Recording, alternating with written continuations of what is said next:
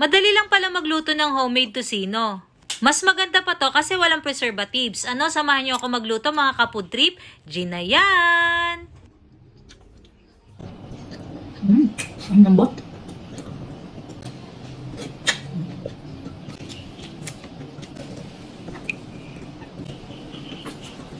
Ang lambot niya. Tumita ba?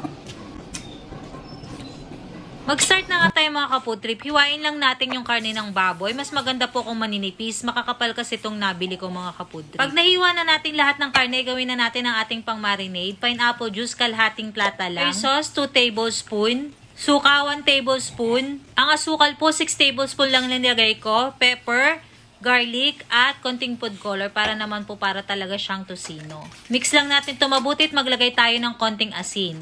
Haluin lamang ito at tikman kung saan kayo dapat mag-adjust sa lasa. Pag okay na mga ka-food trip, ay ilagay na po natin yung nahiwa nating karne.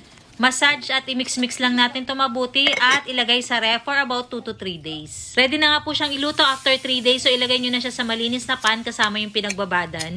Mahinang apoy lamang tayo mga ka-food trip, hahayaan lang natin ito magtubig takluban.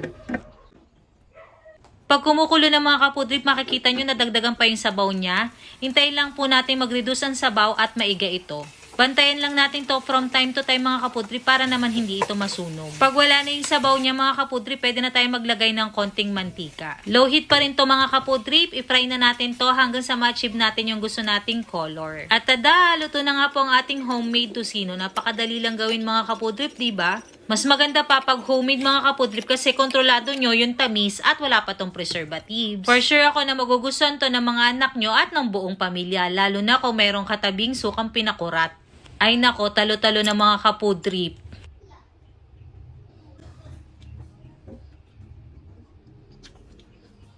Ewan ko na lang kung hindi kayo mapa-extra rice dito.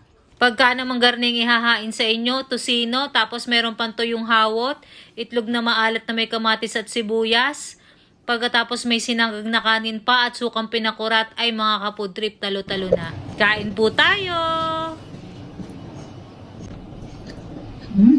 Ang lambot.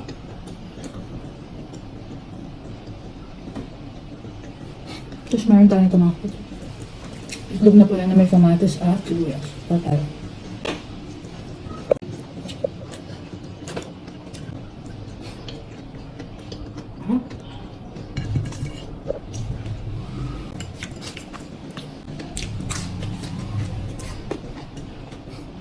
Sabi?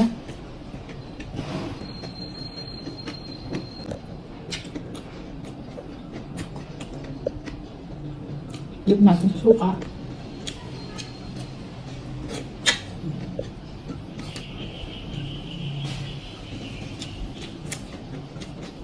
At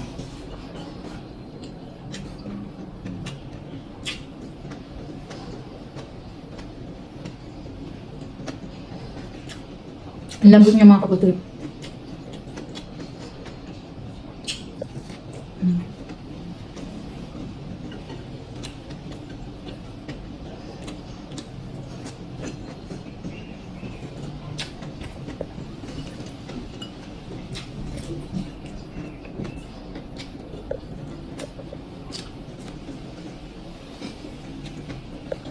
Ang mga ka-food trip po.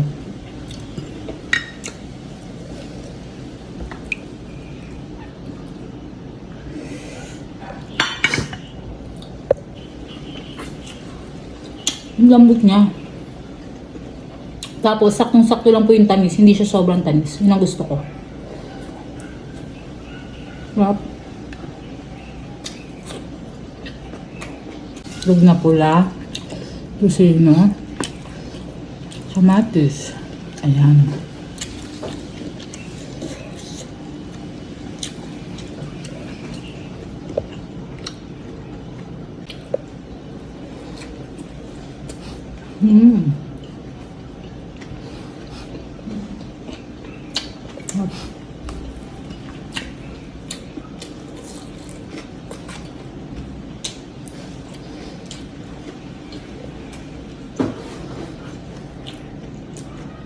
Last bite.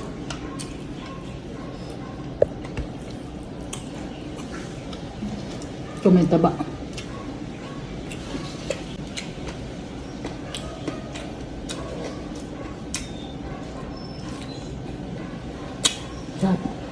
Luto na rin kayo mga ka-food trip. Thanks for watching. Bye!